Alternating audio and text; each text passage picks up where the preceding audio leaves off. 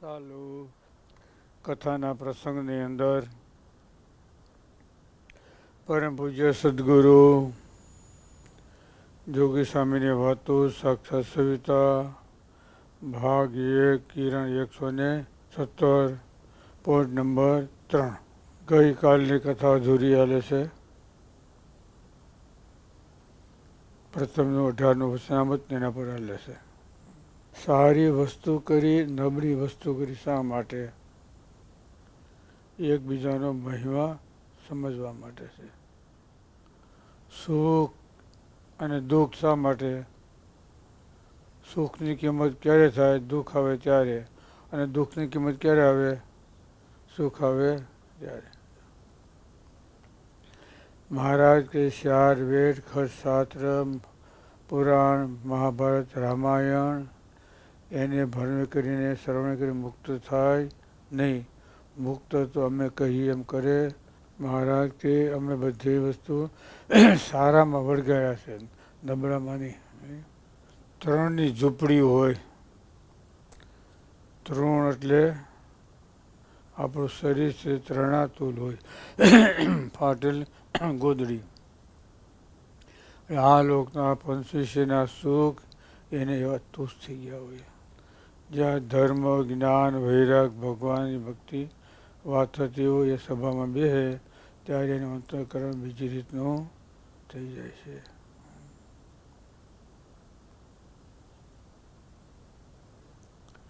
વેશ્યાની સભા હોય, ઇન્દ્રિયો થઈ કાંઈ કર્યા હોય, દારૂના શીશા ભરેલા હોય, પીડા હોય, પાતા હોય, એ સભામાં જાય ત્યારે અંતઃકરણ બીજી રીતનું થઈ જાય છે.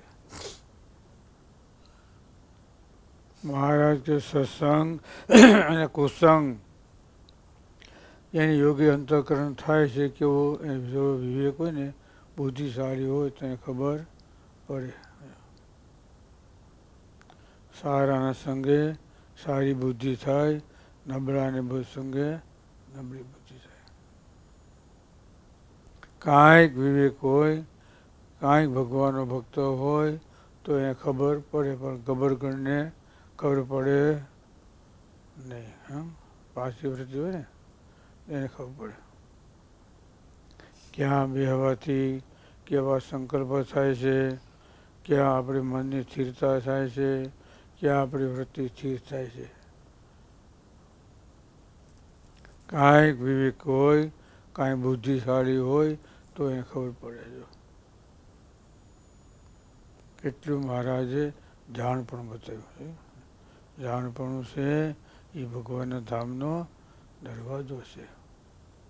અહીં અક્ષરધામ છે અને એની અંદર પુરુષોત્તમ છે. અક્ષરધામ એટલે શું કહેવાય? જાણપણું, સ્થિતિ. સ્થિતિ એટલું અક્ષર. જેટલું જિજ્ઞાસા એટલે મુમુક્ષુ. મોક્ષની ખપ એનું નામ કહેવાય મુમુક્ષુતા. જેટલી સ્થિતિ એટલું અક્ષર. અને પુરુષોત્તમ છે એ સ્વતંત્ર. એ સ્વતંત્ર છે. જીવ, ઈશ્વર, માયા, બ્રહ્મ અને પરબ્રહ્મ એમાં ભેદ પડ્યા આવિષ્કાર કર્યો. અક્ષર છે થોડુંક એને ઓલું રહે છે. પુરુષોત્તમ છે એ સ્વતંત્ર છે. 5 ભેદ પડ્યા ને લોજમાં. મુક્તાન સ્વામી નીલકંઠ વર્ણની આગળ. બ્રહ્મ અને પરમમાં થોડોક ભેદ છે, વધારે નથી.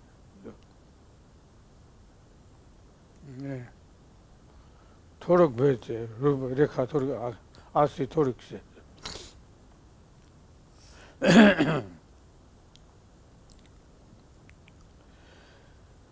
અરે હું કહું એમ કરે તો જ મુક્ત થાય, પણ પોતાની મેળે મુક્ત થાય નહીં. અને કોઈ મારે લખ્યું શાસ્ત્રમાં વાત હોય અને કોઈ પોતે વાસી અને એ પ્રમાણે કરવા જાય તો કરતા આવડે નહીં. એ સત્પુરુષ થકી સમજવામાં આવે છે. પણ પોતાના બુદ્ધિ બળે સમજાય નહીં. સમજે તો કેવું સમજે, તો પોતાનો અંગ હોય એ પ્રમાણે કરે. સમજે ને? અર્થ કેવો કરે, અર્થ કેવો કરે ખબર ને, પોતાની સમજણ પ્રમાણે કરે ખરા, પણ કેવી પોતાની સમજણ ત્યાં લીધે સેવા. સમજે ને? ગોપાળાન સ્વામી હોય, ગુણાતાન સ્વામી હોય, મુક્તાન સ્વામી, સુરપાન સ્વામી હોય, એ સભામાં બેઠા હોય અને જે વસ્તુનું નિરૂપણ થાય ને એવું બીજે થાય નહીં. એકાંત સ્થળ હોય, બ્રહ્માના કલ્પ પર્યંત આયુષ હોય, અને 5 સંતો એને નામ દીધા. એકાંત સ્થળ એટલે એક ઋષિ. અહીંયા બેઠા હોય 20 જણા ને 2 જણ એક ઋષિ હોય તો એકાંત સ્થળ કહેવાય. એક ઋષિ નામ કહેવાય એકાંત સ્થળ. બ્રહ્માના કલ્પ પરેશ આયુષ એટલે સંકલ્પ વિકલ્પ છોડી દેવાના. જેટલી ઘડી કથા વાર્તા થતી હોય, ભગવાનની વાતો થતી હોય એટલી ઘડી. નકર તો મનમાં સંકલ્પ કરે જ રાખે તો કોઈ દી ખૂટે નહીં.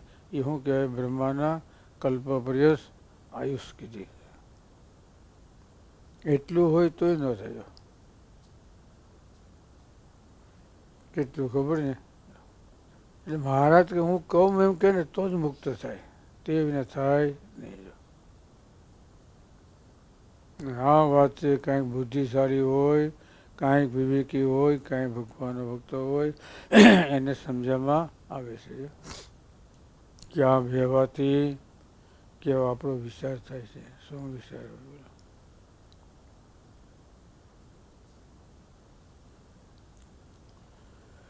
જાણપણું, સમજે ને, એ મુમુક્ષુ છે. સ્થિતિ એટલે અક્ષર, પુરુષોત્તમ છે એ સ્વતંત્ર છે. માયામાં આવે છતાં માયાને બાદ કરે નહીં.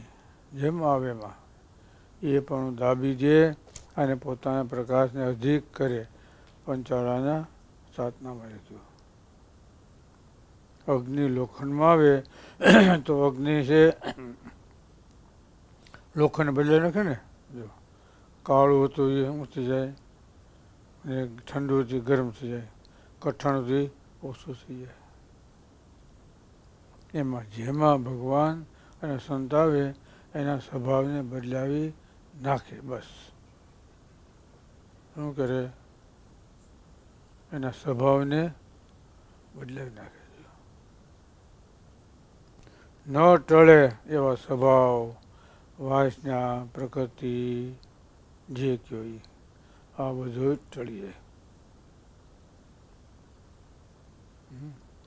પણ મહારાજ કે કહેનારા ઉપર સાંભળનારાને હેતુ હોય, વિશ્વાસ હોય, શ્રદ્ધા હોય તો થાય. હંમેશને માટે ભગવાન, મોટા પુરુષ આપણા સ્વભાવ એના વેરી છે, આપણા જીવના વેરી નથી. કેના વેરી છે? સ્વભાવના. સ્વભાવના વેરી છે. જમશે કેને તરફ આવે? પાપ કરે ને, કે માળા ફેરવીને આવે? બોલો, કેને તરફ આવે? બરાબર ને? કે માળા ફેરતો સ્વામિનારાયણ તરફ આવે? બોલો.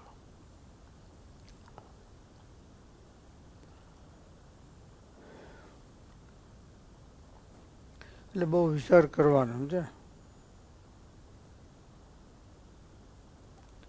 રામાન સ્વામી કહ્યું આત્મા, હજુ અમે કાંઈ પદાર્થ ગ્રહણ કરીએ છીએ એ ભક્તજનના સુખને માટે, અમારા માટે ગ્રહણ કરતા નથી.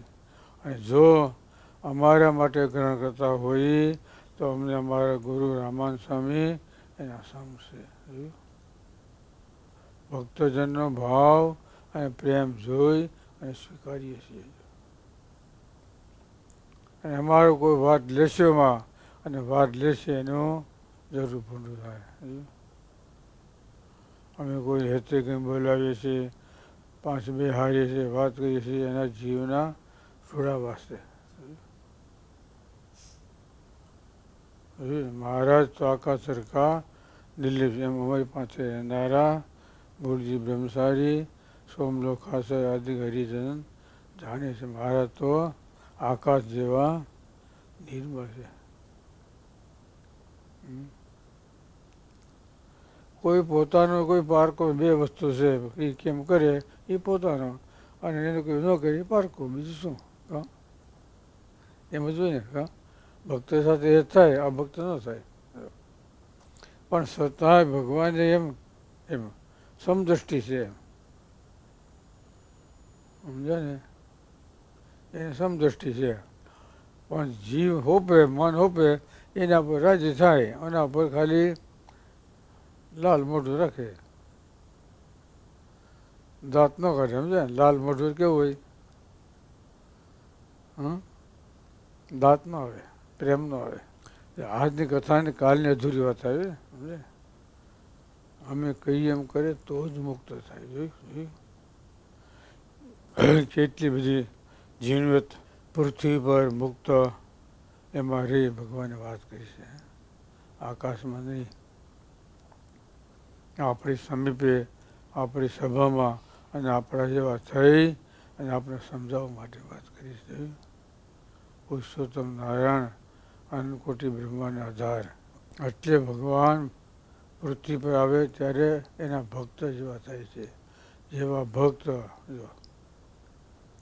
અને એના સંકલ્પ પૂરા કરે છે, એને ભેગા ભળે છે, અને એને પોતાની મૂર્તિનું સુખ આપે છે.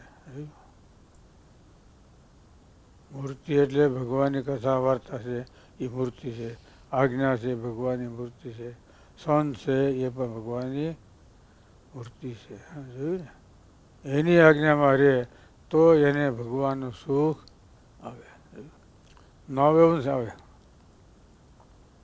પણ અધિકારી આપણે થવું જોઈએ. ગ્રાહક થાય, હાસો થઈ તો વસ્તુ મળી રહે. એ મુક્તોને તમે હાસો ગ્રાહક થયા તો ભગવાન ચડી ગયા ને. હાસ્ય ભાવ નથી. ભલે થોડોક ફેર પડ્યો, કેટલો લાંબો વાલ્યો, બીજું કાંઈ નહીં. રસ્તો ભૂલાણો નહોતો, રસ્તો સારો હતો, પણ થોડું વાર લાગી, મળી ગયા. એમ એ રસ્તે હાલીએ તો વસ્તુ મળે કરી.